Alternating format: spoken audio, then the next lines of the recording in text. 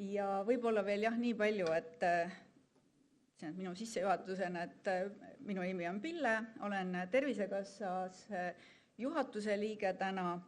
Ma vastutan siis finantsi, ravikindlustuse, klienditeeninduse ja ka järelevalve eest.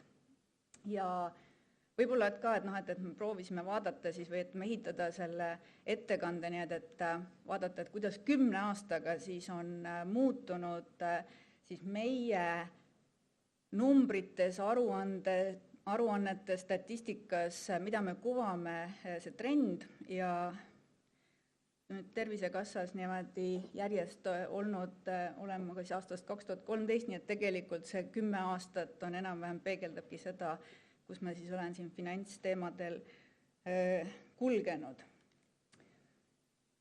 Palju õnne, Õdede Liit!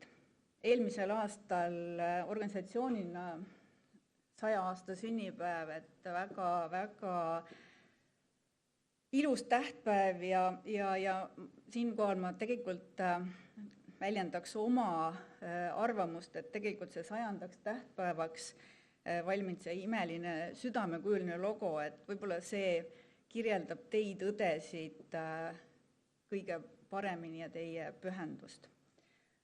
Siia nende ilusa logo kõrvale võib-olla, et siis mitte nii tore statistika, nii nagu ka Anneli tegi väga ilusa sissejuhatuse, nendest numbritest juba rääkis ja ma arvan, et nii nagu siin sai ka öeldud, et ilmselt te täna veel kuulete just nendest numbritest, et tervishoiutöötajate arvust ja õdede arvust veel ja veel, aga ilmselt see siis kinnistabki neid numbreid rohkem, et jällegi, et Tervise Arengu Instituudi andmebaasis siis täna oli seal hetkel veel kättesaadav ainult see 2022 statistika, see 26 300 tervishoiutöötajat ja töötavaid õdesid mina tõin siia numbri, see 10 104, et see on siis, seal on siis umbes 1222 hambaravi õde ka.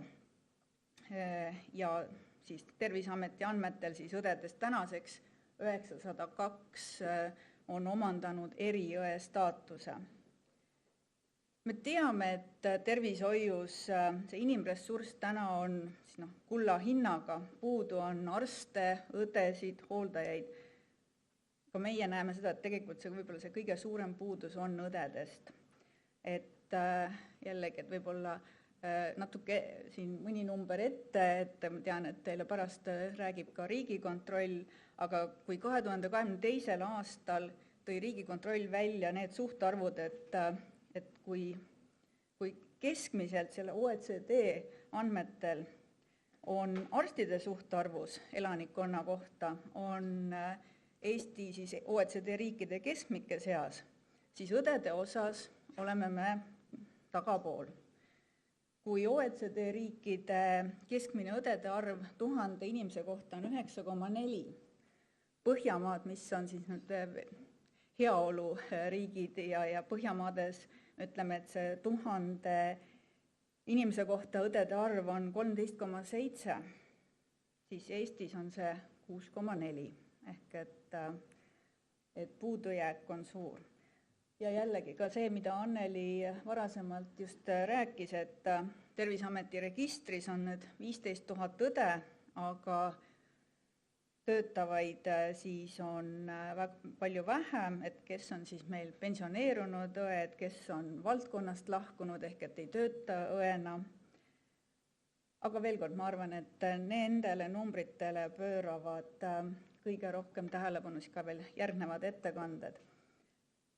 Ühe asja veel, kuna ma siin selle ettekande numbritele üles ehitasin võrdlusena 10 aasta peale, siis üks remark juurde, et 10 aastaga ma vaatasin, on õdede arv küll veidi kasvanud, töötavate õdede arv, aga kui me ütleme, et jah, et see on 19%, aga absoluutarvudest on siiski ainult 1400 õde, nii et me näeme seda puudujääki. Numbritest panin siia meie 2024. aasta eelarve. eelarve maht on meil 2,4 miljardit eurot. Lõviosa sellest ehk siis ligi 79% on siis moodustavad tervishoiuteenused, ehk tegelikult need teenused, kus õed füüsiliselt ilmselt kõige rohkem toimetavad. Aga tegelikult on õed kõikide meie eelarveridade taga. Me ei saa öelda seda, et kusagil oleks see, et õed ei toimetaks. Jah, ma tegin siin, vaatame, boldiks selle, et mida me eraldi välja toome, et kus on see õendusabi, aga tegelikult ju on, kui me läheme ka tervishoiuteenustest väljapoole vaatame, ei saa avada haigusega hoolduslehti ilma vastuvõttu või kontaktita tervishoiutöötajaga. Perearsti abis, kus neid haigus- ja hoolduslehti ehk töövõimetushüvitisi kõige rohkem välja kirjutatakse. Esimene kontakt on pereõega. Ravimite väljakirjutamine järgneb tavaliselt kontaktile tervishoiutöötajaga, jällegi suur roll õdedel. Paar päeva tagasi oli just vist meditsiiniuudistes oli artikkel, et retseptiõiguse saavutamiseks on läbinud kursused pea 300 õde. Räägime sellest suurusjärgust, kes meid täna siin saalis ja ka kõrvalsaalis kuulavad. Ühe asjana, et nagu ma mainisin, Tervisekassa eelarve vaates, kui me on siis eelarvereana, võiks nagu välja tuua selle fookuse, et see on see õendusabi. Me tegelikult peaksime ja me oleme asunud rääkima, et toonud välja oma aruandluses ja statistikas seda õdede tegevust iga eelarverea all. Meie see eelarve struktuur, nii nagu ta täna on, see on määratud õigusaktides, ta on kinnitatud meie nõukogu poolt, aga võib-olla on aeg hakata ka eelarves rohkem seda teenuspõhist lähenemist nügima ja rääkima siis nagu õendusteenustest ja tegevustest rohkem ka selle eelarve vaates. Ja siis vaatame siis 10 aasta pilti. Nii palju võib-olla veel ka, et see natukene mainin mõne järgneva slaidi juures ka sellest, et mida Anneli välja tõi, et jah, räägitud on palju, et Tervisekassa eelarve on puudujäägis ja kohe-kohe saab raha otsa. Täna me hakkame nagu reaalselt sinnapoole tõesti ka minema, et ehkki see 2,4 miljardit on väga suur number, kui me võtame 10 aastat tagasi, meie eelarve on kasvanud üle 2,5 korra, võtame 20 aastat tagasi, siis meie eelarve on kasvanud üle 5 korra. See tuleneb puhtalt ka sellest, et on läinud ka Eesti inimestel hästi, töötasud on kasvanud, töötasudest rahastatud tervishoiusüsteem tänaseks võib-olla enam ei ole kõige jätkusuutlikum, nii et see on nagu ka üks teema, mis on nagu pidevalt siin minu laual, aga täna on ikkagi need numbrid ja täna me neid tegevusi siis ka rahastame. Tõin siia sellise pildi, tervishoiuteenuste loetelu. Mahukas õigusakt sätestab kõik teenused, tegevused, mille eest siis Tervisekassa teenuse osutajatele tasub. Kui kokku on meil teenuste loetelus üle 3000 teenuse, siis õdede teenused eraldi välja tooduna on siin pildil. Aastal 2014 6 ambulatoorset teenust, aastal 2024 oleme jõudnud 19-ni, aga see on see puhtalt, et veel kord, need on need teenused, mida pannakse raviarvetele, mis meil esitatakse, mille pealt tegelikult kogu see järgnev statistika, mida ma näitan, on üles ehitatud. see on, veel kord, see ei ole see, et need on ainult need tegevused, te teate ise väga hästi, mis on kõik teie tegevused, aga need on need, mida me eraldi rahastame.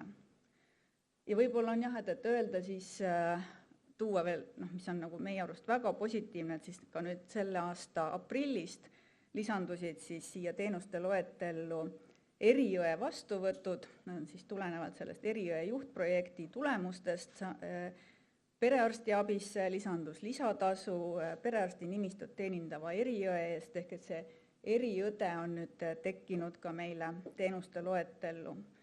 Võib-olla sellest Erijõe teenusest veel ja pilootprojektist, siin on jälle see lubadus, et võib-olla saame ka siin vaheajal ja või ütleme sirutuspausidel rääkida nendest rohkem sisust. Et see katsetati siis esmakordselt või alustati sellega 2021. aasta novembrist ja projekti eesmärk oli siis välja selgitada see Erijõe pädevuse laiendamisega seotud kliinilised tegevused ja töökorralduslikud muudatused. Ja kontrolliti, testiti tervishoiuasutuste poolt välja töötatud siis valdkonnapõhiseid Erijõe erialade teenuste kirjeldusi, õendustegevuste loetelu ja jälgiti siis neid eripädevusi.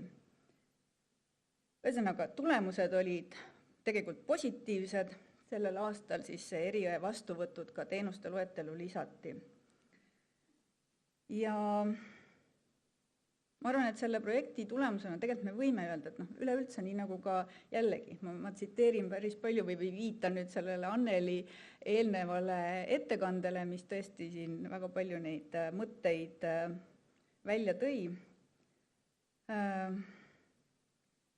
Me nägime, et tegelikult jah, et see patsientidel, kelle raviteekonnal oli lisaks siis see eriõde,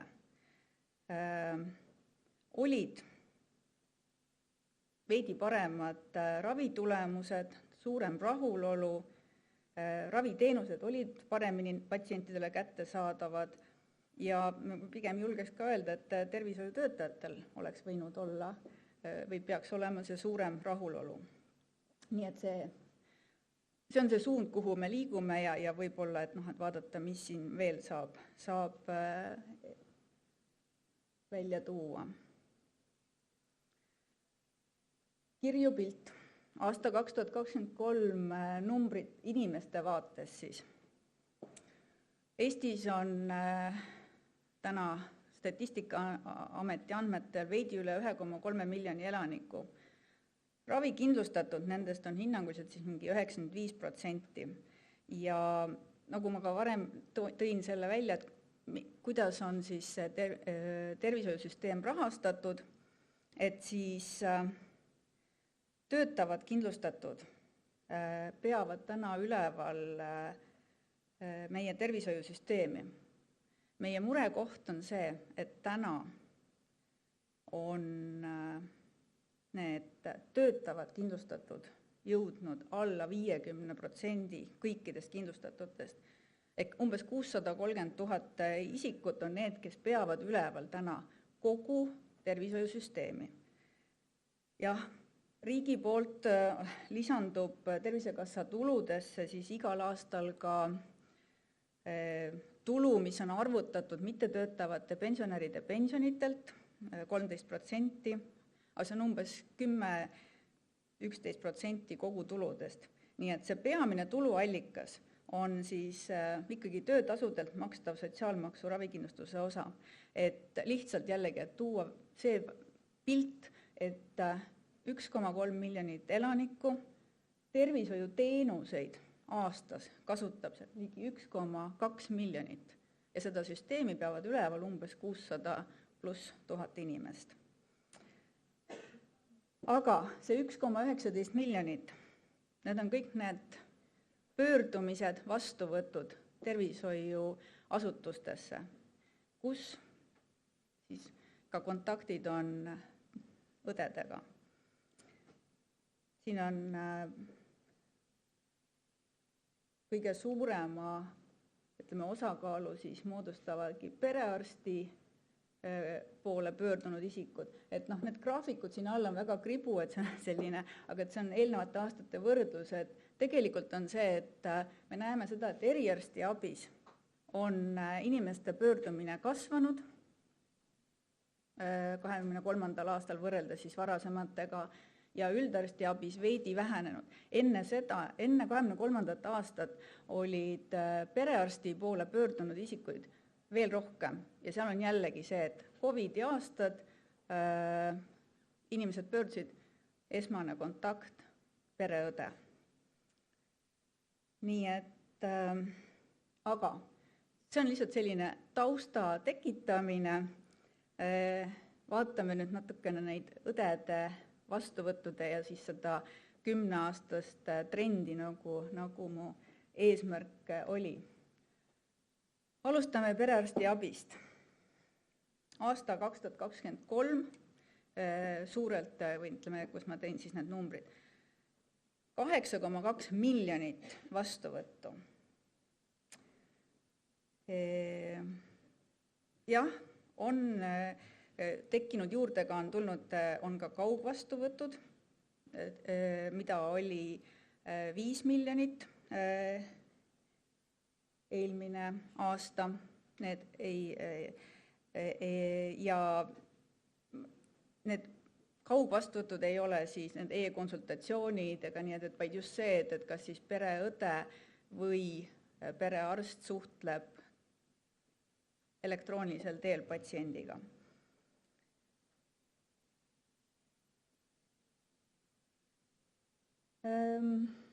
Sinine joon, ütleme nii, et kõik mu järgnevad slaidid on ka trendijooniste mõttes, siis me alustame 2014 aasta ja aasta 2023 ja need on siis puhtalt vastuvõtud. Pereõe vastuvõtud, see selline ebamäärane värv küll, et oleks pidanud olema oranžikas. Me näeme siit graafikult, et kuidas need vastuvõtud aasta-aastalt tegelikult kasvavad. Ja jällegi, siin on ülioluline tegur nende graafikute juures on see, et need on üles või ütleme joonistatud ja baseeruvad meie andmetel, ehk et kuidas raviarved on esitatud, mida on raviarvele kodeeritud, kas on pandud sinna arsti vastuvõtt või õe vastuvõtt, kas tegi vastuvõttu õde, aga märgiti ikkagi midagi muud, et jällegi ülioluline tähtis, meie seda niimoodi rohkem ei näe, me vaatame, saame ainult statistikat teha, aga see kasv on ikkagi väga, väga suur. Ja siin on, kui eelmine slaid näitas siis seda trendijoonena, kuidas siis vastuvõttude osakaal 10 aastaga on muutunud, siin on vastuvõttude arv aastatega ja võrreldes siis 2014. aastaga üldine vastuvõttude arv on kasvanud 41%, aga suurem tõus tuleb siis pereõdede vastuvõttude arvu tõusust. Kui 2014 pereõdede vastuvõtud olid 20% kõikidest vastuvõttudest, 2023. aastal juba 44%. Perearstiabis vaatasime õdede vastuvõttude osakaalu suurenemine on põhjendatav nii õdede arvu suurenemisega nimistute juures. Meil on 2023. aastal oli teine õde juba 656 nimistul ja loomulikult see õdede vastutuse ja õiguste suurenemisega, et õigus väljastada töövõimetuslehte, retseptiõigusega pereõed, need kõik mõjutavad seda. Õendusabi teenused, mida me julgeme välja öelda. Elanikkonnale on õendusabi järjest kättesaadavam. Miks ma siin natukene pausi tegin? Jah, me ei räägi sellest rahalisest poolest, ehk et ka see oma osalus õendusabis, mis on tegelikult täna juba tekkinud selliseks takistavaks asjaoluks, aga see, et õed on asunud tegema iseseisvaid vastuvõtte, laienenud on koduõendusabi teenuse pakkumine ja õendusabi osutamine esmatasandi tervisekeskustes. See kõik toob tegelikult seda õendusabi kättesaadavamaks. Meie rahastame õendusabina teenust, mida pakuvad erinevad tervishoiuteenuste osutajad, need õendushaiglad või erinevad, ja kirjeldame õendusabis neid teenuseid, mida osutatakse vastavalt statsionaarselt kui ka koduõendustena. Ja lisandunud on siia selline teenus, nagu on õendusteenus üldhooldekodus. Ja see lööb natukene seda pilti segaseks, et kui õe vastuvõtud, mis olid seal üle 80% osakaaluna, ja see 2019, kui tuli õendushooldusteenus, siis see osakaal õdede vastuvõtus nagu kukkus. Tegelikult õdede vastuvõttude arv kasvab iga aasta, aga kuna meie statistikal see õendushooldusteenuse vastuvõtud esitatakse eraldi, nimetame koodidega, siis see statistika näitab, et tegelikult need on kõik ka samamoodi seal õdede vastuvõtud.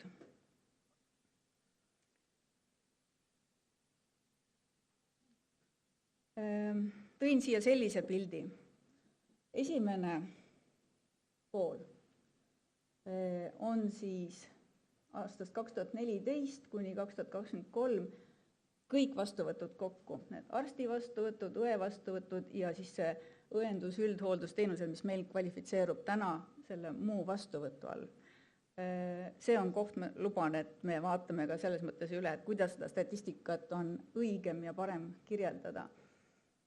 Siis oleks nagu näha, et jah, et neid vastuvõtte kõige rohkem arvuliselt tehakse siis selles õendus üldhooldusteenusel ja nagu see koduõendus on see selline teine. Kui me võtame valikusse ainult õe vastuvõtud täna, siis see koduõendus on nagu peamine, et tegelikult ma ütlen, et see koduõendus ja õendus üldhooldusteenusel on need, kus siis on õdede vastuvõtud ja arsti vastuvõtte on siin vähem. Eriarstiabi, et ühtepidi meie kõige rahaliselt kõige suurem eelarverida vastuvõtte üldse kokku 3,7 miljonit, mis jääb tunduvalt alla siis perearsti vastuvõttudele ja õdede vastuvõtte siin 763 000 aastal 2023. Aga vaatame trendi aastast 2015 tekkinud, aga kus me näeme, et see õdede vastuvõtt tegelikult ka siin kasvab ja siin on väga oluline just seesama see tervishoiuteenuste loetellu kantavad või need teenuste koodid ja see, et kuidas meile raviarveid esitatakse. Ja selline vaade, et kus siis tehakse neid vastuvõtte kõige rohkem. Reastasin siia just absoluutnumbrite järgi jällegi see esimene vaade, kus on kõik vastuvõtud koos. Sisehaigused, kirurgia, günekoloogia, mis siis on need vastuvõttude tipus. Teine vaade, ainult õe vastuvõtud, kus siis on kirurgia, sisehaigused, psühhiaatria, aga sellest vaatest psühhiaatria, mis kasvab nagu kõige rohkem, et siin need kirurgia, sisehaigused isegi nagu kukuvad. Siin on jällegi seesama tervishoiuteenuste loetelu, vaimse tervise õde, kõik, mis on lisandunud siia selle 10 aastaga.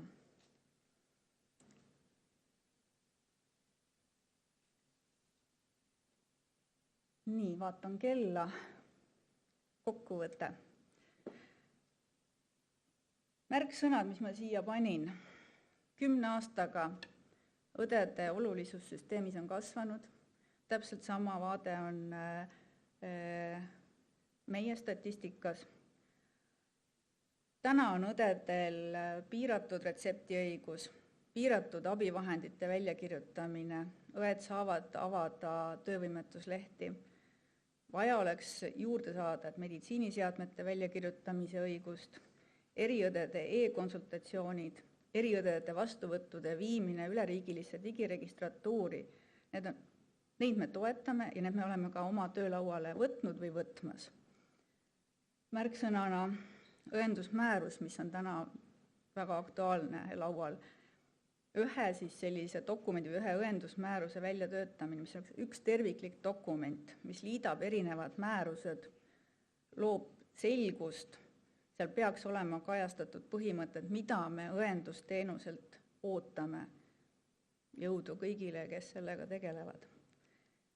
Meie tunnustame, meie Tervisekassa, me tunnustame õdede tegevusi, me näeme, et õdedele õiguste juurde andmine ja nende iseseisvuse kasvatamine, see on tegelikult täna süsteemile hädavajalik. Samas tähendab see, et kui me anname õdedele, või ütleme nii, et kui me õdedele iseseisvuse juurde andmisega vabastame arstiressurssi, siis me täpselt samamoodi peame mõtlema sellele, et kuidas me vabastame õdede ressurssi siis teie kvalifikatsioonile vastavate tegevuste tegemiseks. Natukene oleme me ka seal suunas samme astunud, et alates 2023. aastast oleme me perearstide töö efektiivsemaks muutmiseks, maksame tervisekeskustele ja üksikpraksistele kliinilise assistendi eest. See võimaldab siis ka õdedel vabastada ressurssi administratiivtööst. Ehk et selliseid tugispetsialistide poolt toetatavaid tegevusi me püüame siis nagu järjest võimestada, et ka õed saaks tegeleda oma väljaõppele vastava tööga. Suur aitäh teile, toredat rahvusvahelist õdede päeva. Sel aastal saame seda tähistada pühapäeval koos emadepäevaga. Aitäh teile!